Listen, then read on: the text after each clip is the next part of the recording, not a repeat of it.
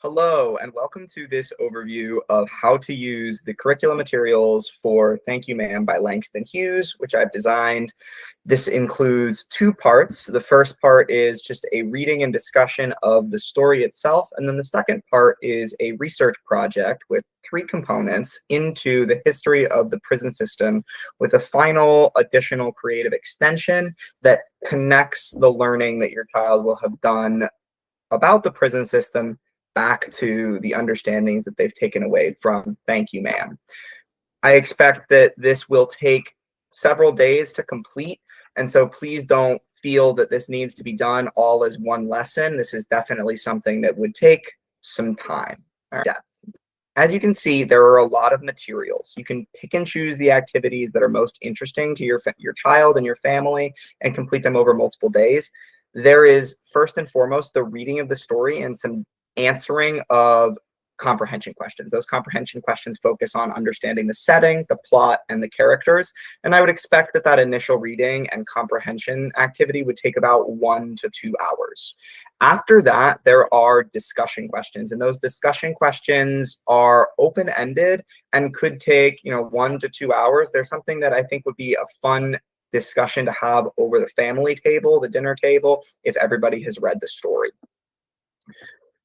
Then we move into that research project, which again has 3 steps, all of which are able to sort of be tailored to your child. You can make them more complicated. You can make them a little bit less complicated. The first step is creating a historical timeline.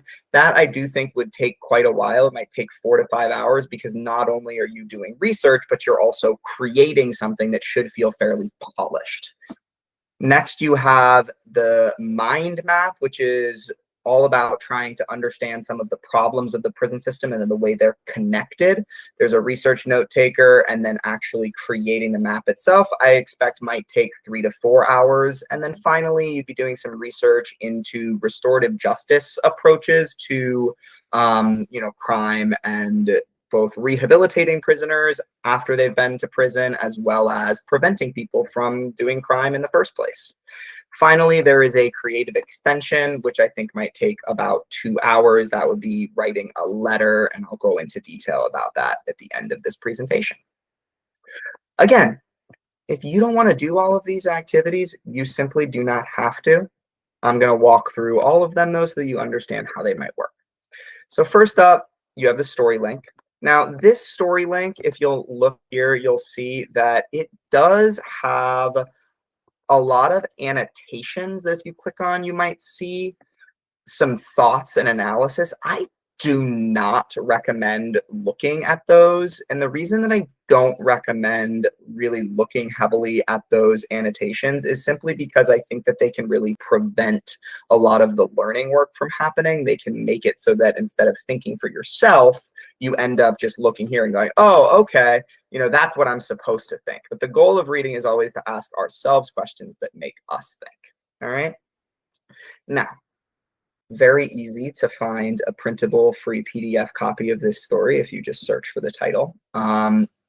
I found this copy, and then what I recommend doing is, you can see I like to write at the top of the paper setting, plot, and characterization, and then I just use 3 different color highlighters, and I label those setting, plot, characterization with different colors. You can also just write, SPC for short, and you can highlight those in the 3 different colors.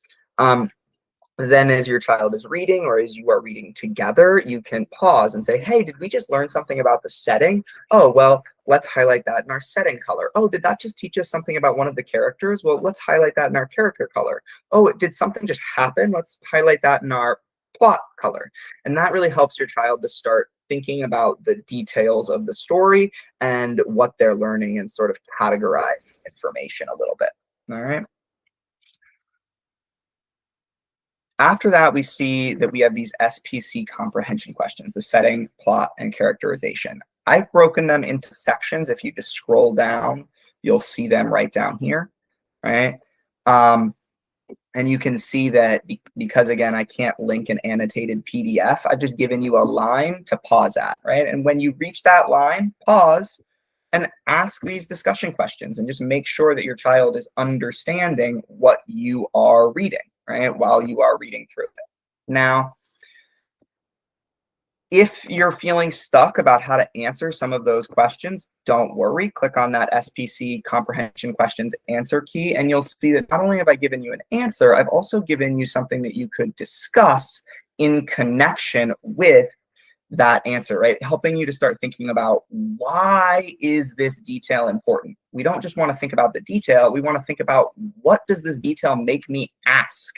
And one of the tools that I am a big believer in is something called the SPC note catcher, which I have right here. And what this does is it uses those same three categories: setting, plot, and characterization. And it gives space for your child to write down a detail that stands out to them and then come up with a why question, right? Like, when, for example, we learn in Thank You, Ma'am, that it's 11 o'clock at night and this woman is walking alone, right? That's a setting detail. It tells us, right, where and when we are. What time is it? It's 11 o'clock at night. But then I might ask the why question of, well, why is this woman walking alone at 11 o'clock at night? Because that's a very late time to be alone as a woman, right? Even as a man or as a child, right? Okay. If you don't want to use that SPC note catcher, don't worry about it, right? You could just print off these SPC comprehension questions worksheet, and your child could independently read and answer the questions, and then you could go over the answers together. So there's different ways of approaching the reading, right? Probably the three main ways that you could do this would be: one, you read each section together with your child and pause to just ask and have your child answer the comprehension questions. The second way of doing it would be for your more advanced child. You send them off and you say, hey, you're going to read through the story and you're going to answer these comprehension questions, and then we're going to come together and discuss. And even a third way might be for your child to use the to just have the story and fill out the SPC note catcher, right? The actual document that looks like this document, and then come back to you and show you those notes, and you guys can go through the comprehension questions together, or you could compare that SPC note catcher with my answer sheet that I have here. This is just my annotated SPC note catcher that contains all of the details and those why questions that I came up with. I would expect that your child would not be able to, come up with all of this, or maybe they would come up with more than what I have here, right?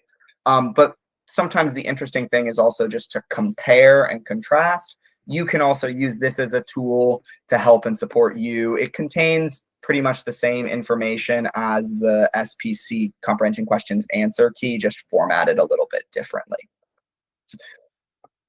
Again, the reason that I like this tool is because when your child or you are reading a story in general, you just simply don't have a lot of the times comprehension questions that are given to you.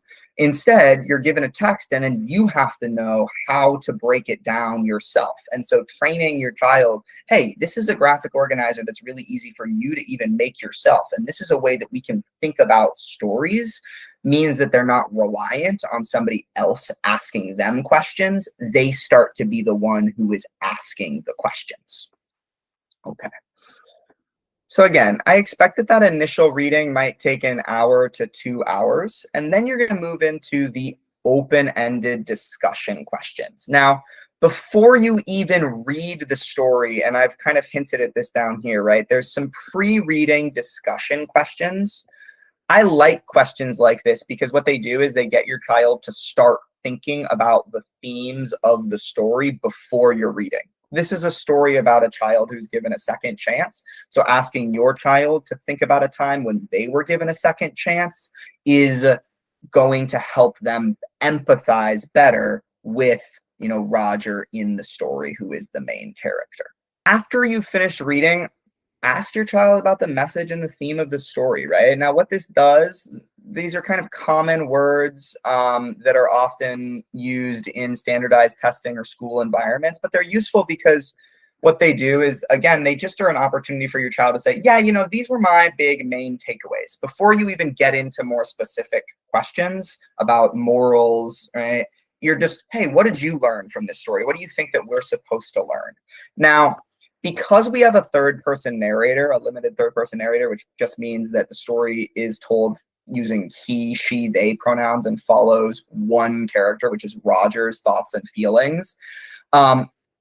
A lot of the time, the third person narrator's message, what they're trying to tell us, is very similar to the lesson that we're supposed to learn from reading a story. When the message and the theme can typically differ is when we have a first person narrator who maybe is unreliable, meaning that they're telling us something and their perspective, but maybe their perspective is flawed in some way. They're biased in some way. They're leaving out information, or they're thinking about things from, just their own perspective.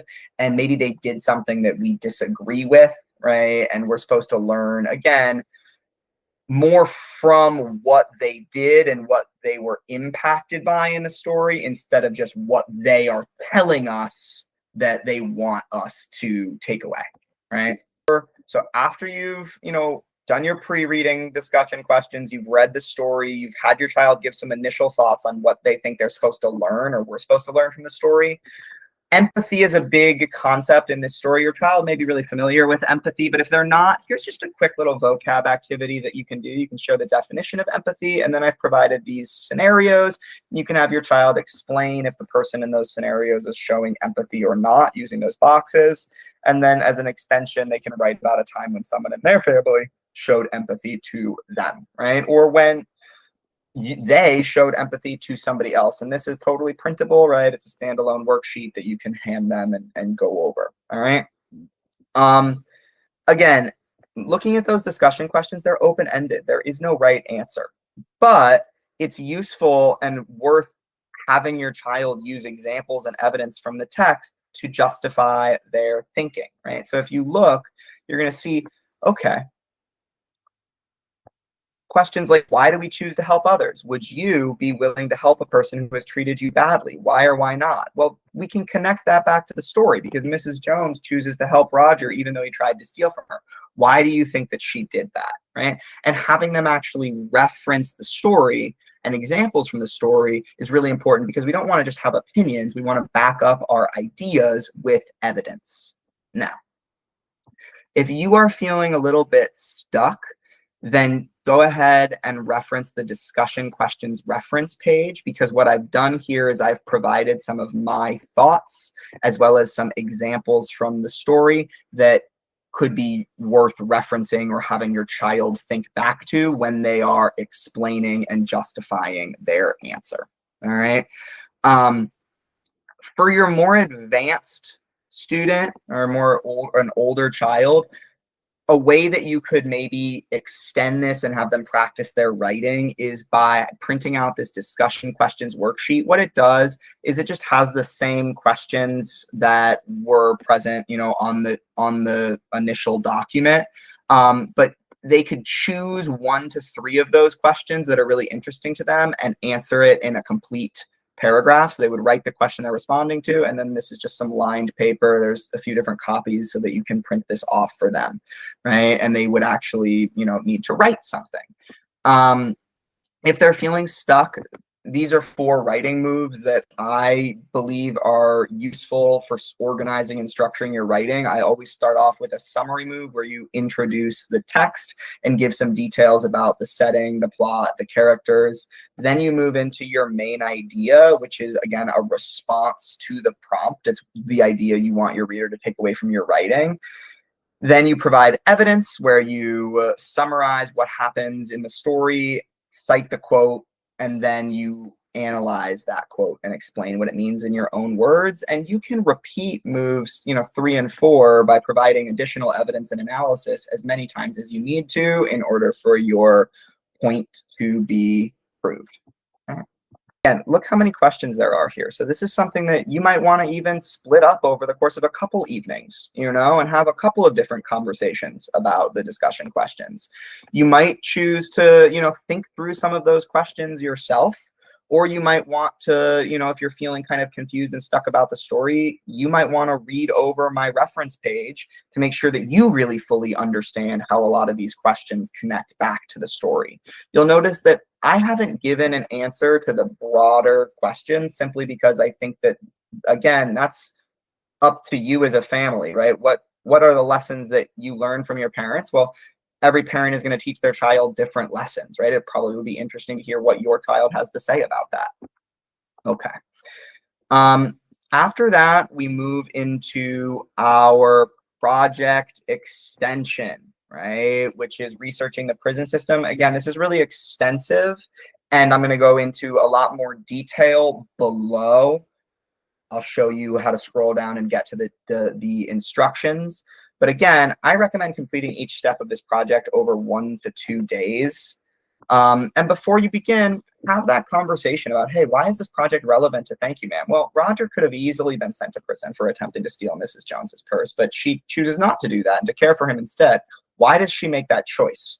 And I do recommend watching the documentary 13th by Ava DuVernay. It's available on YouTube.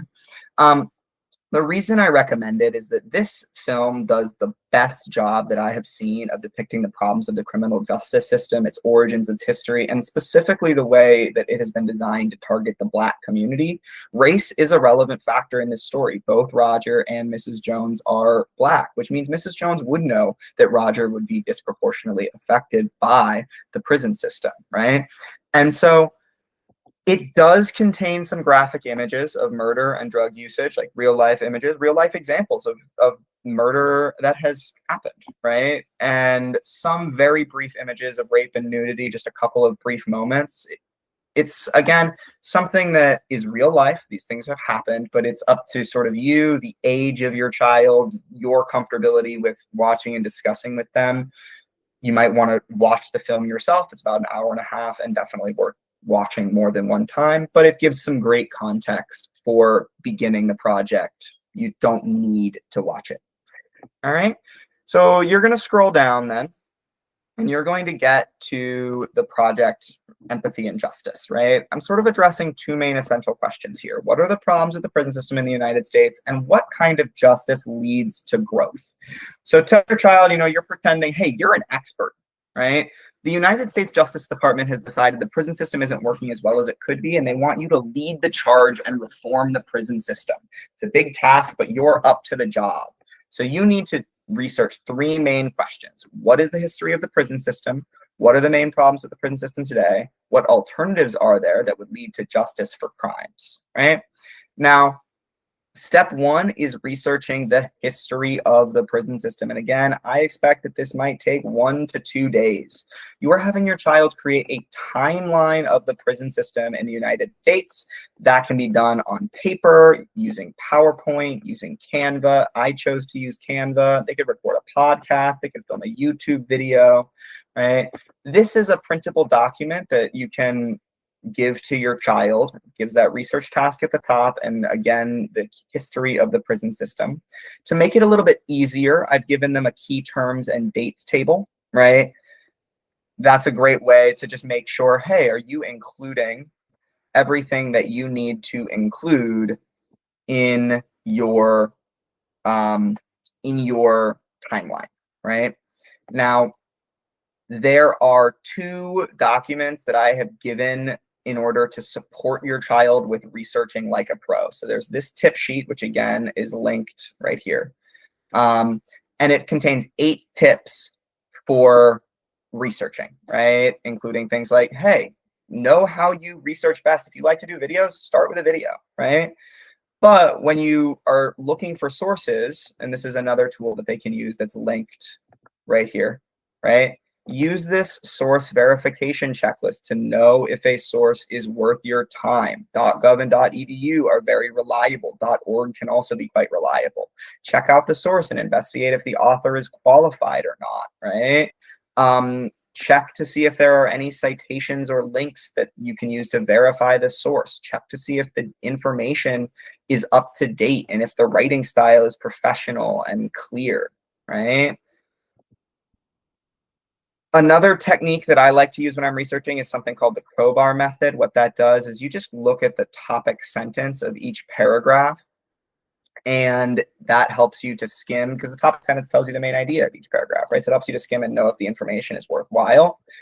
I've also given some different note-taking tools here, right? The Cornell notes. You could have a, Cornell notes organizer for every source that you look into, right? This is key terms and dates and questions, and right here is more in-depth note-taking. And then after you've read through that source, they should summarize and reflect on what they've learned. They could also, if they're more digitally savvy, just create an outline, right? And maybe each one of these is, a source that they are looking into, right? I've given some little images about how to create that kind of document digitally. And I've also given a little bit of tips and insight about how to use AI like a researcher. You'll see that also present right down here, but I've given just a more specific prompt that they could use for AI. Kids are using AI nowadays, but you got to use AI smart, right? So you need to make sure that when AI is presenting you with information, you're asking it to give you sources that back up and justify the information that it's providing, because AI doesn't always provide the most accurate of information. It's great for getting an initial idea, but it's not great for going in depth, right? All right. I've also just said, hey, 3 key sources that I think if you just read these 3 key sources, you as a parent could print them out and read through them together with a child, or watch, this one's a video, watch it together with your child, and, fill out that Cornell worksheet or Cornell notes sheet for each one of those 3 sources. That's bare minimum going to have enough information to complete the timeline. If you want to go a little bit more in depth, obviously they should be able to find their own sources, and then these are all of the sources that I used. This might be a helpful timeline for you to look at as the educator before you, jump into doing this project with your child. This is something I made entirely using a free account on Canva. As you can see, there's information here that is not included in those 3 key sources that I provided. Your child might be really into it, just might want to go above and beyond. There's a lot of information that's out there. And they don't need to create a timeline that is this detailed. They might want to go above and beyond. They might be like, hey, I'm really having fun playing around with Canva. I want to do some animations. I want to do some cool transitions, right? But this is something that I would hold off on showing your child until after they have finished their initial research and taken notes and made a draft timeline. I would show this to them so that they can see, oh, this is maybe one way of visually organizing the information that I already have. You definitely don't want your child to just copy the information that's in this presentation, because it could be inaccurate, right? They want to make sure that their own information and their own sources are reliable, and that they understand the information and have done some work to synthesize, and critically think about articles before they just, start copying somebody else's work. Okay. And then that's step 1, right? Step 2, the main problems with the prison system, right? One of the key factors in that timeline is the war on drugs. It really massively expanded the prison population, especially, affecting people of color. So they're going to use their research skills to take notes on the main problems of the prison system, and then create a mind map to visualize their notes. Now, here is that student-facing step-by-step guide. You can see again, there's the prompt, and then some just step-by-step instructions. I would recommend, hey, start off by coming up with some questions. These are some example questions to get them started. They could absolutely brainstorm, and even should brainstorm, additional questions and write those on this blank note taker, right? They're going to write the question here. And then, sure, I would prefer that they didn't just go right to AI, and rephrase or copy what AI says. I would prefer that they look at some sources, but if they do use AI and they do create a summary, then again, they need to have a source that backs up what AI is saying. So they should put the title and the publisher or a link to that source in this little box. And then they should write down 2 facts that they've learned from the source. And they can copy those facts, right, from the article, but they do need to be specific facts. Again, then once they've completed that note taker, they're going to create their mind map, starting with the phrase problems with the prison system in the middle. And I encourage them to make 2 to 3 categories for problems they've discovered, writing them in large print and sort of color coding them, and then adding examples, right, from like those facts that they've learned. Then they're going to draw lines between connected issues because, again, a lot of these issues are interconnected. I'm going to go a little bit more into detail here. So again, you've got that prompt and step-by-step guide. You've got the blank note taker that I already showed you. If you are feeling stuck and confused, don't worry. I've, again, made a cheat sheet with answers to my questions, sources that I used, and facts that I've learned from the source. You've got that how to research like a pro tip sheet, the source verification checklist, and an example mind maps. This is sort of what I mean where I've color coded. I've said, look, these are 4 main problems that I see with the prison system. They're not very effective. People are profiting from keeping people in prison. People are struggling after being released, and life in prison is rough. And you can see how I've done these brown lines that sort of connect all of the different issues and facts that I see, like, you know, employment discrimination. Well, that would lead to people being sent back, right? Because if you can't get a job, of course, you're going to go and you're going to return to crime.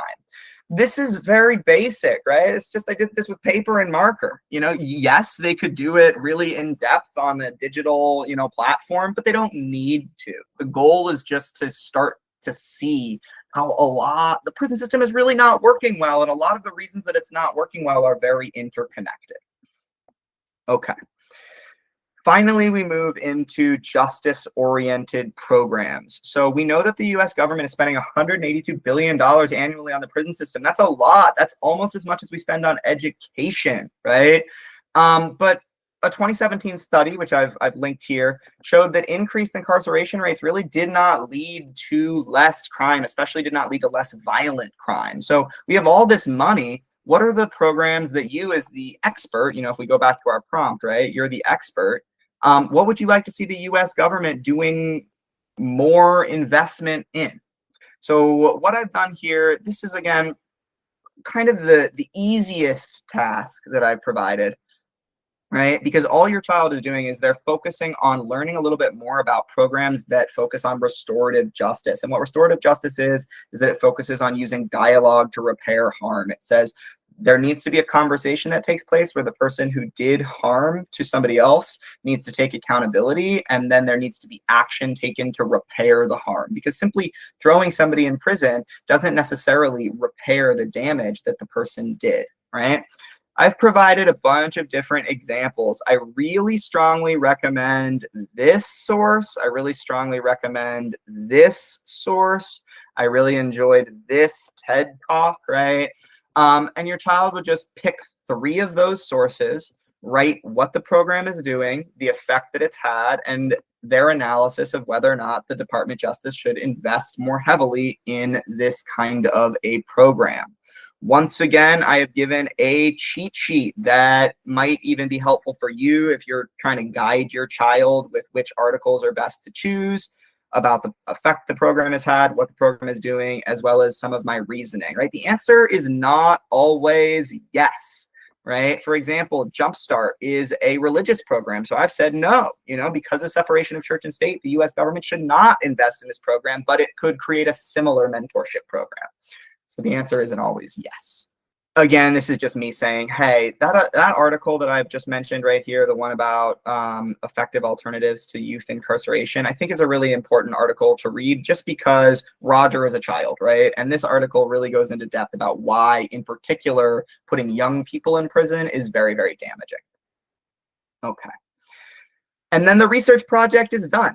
Right, so there's nothing additional that they need to do for that justice-oriented program task. If you wanted them to write a letter to the US Department of Justice about the programs they'd like to see, that could be a possible idea. You know, there's some things that you could do to expand it, but I just felt like the project had maybe gone on for long enough. Where I would love to see your child wrap all of this information together, their takeaways from the story, their takeaways from doing that research, is by imagining that the story Thank You Ma'am went differently. And Mrs. Jones does decide to send Roger to jail instead of caring for him. There's two options here. One is that you write to Mrs. Jones in Roger's defense and you explain why she should drop the charges against him, including evidence from the story and facts about the prison system. I've given just some printable letter paper with that prompt that you can give to your child. I've also, for maybe a child who needs a little bit more support, provided an outline of what I think the paragraphs should include, as well as some sentence stems.